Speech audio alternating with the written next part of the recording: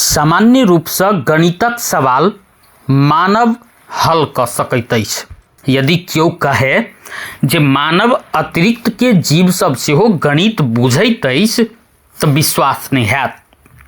मुदा ई जानि कऽ आश्चर्य लागत जे आब मात्र मानव नहीं, पानि में रहय वाला जीव सेहो गणित के सवाल हल क सकैत अछि।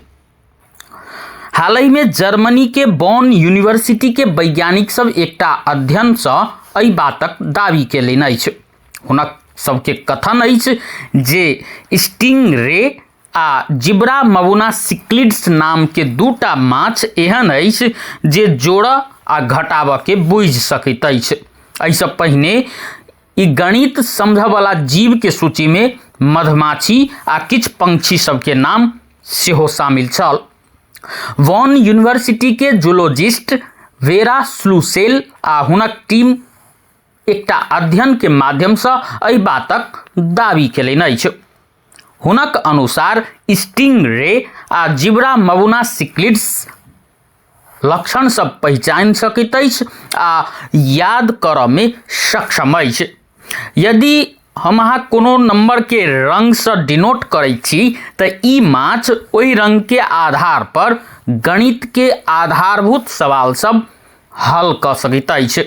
अध्ययन के समय में ई माछ रंग के आधार पर सबसे बड़का संख्या आ सबसे छोट संख्या के चुनऽ में सक्षम रहल छल। संगे ओ कोनो संख्या से एक के घटाब आ जोड़ सेहो सीख चुकल छल। स्टिंग रे माछ संख्या जोड़ में 94% धरि सफल रहल तऽ संख्या घटाब में 89% धरि सफल रहल।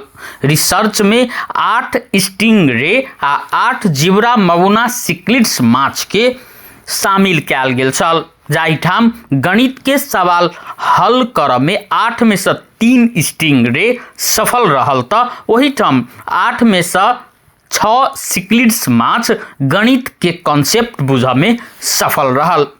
वैज्ञानिक सभक अनुसार सिक्लिड्स के बात कैल जाय तो संख्या जोड़ से बेसी घटाब में ओकरा कठिन भेल। ओना सिक्लिड्स गणित के जल्दी बुझऽ में सक्षम साबित भेल।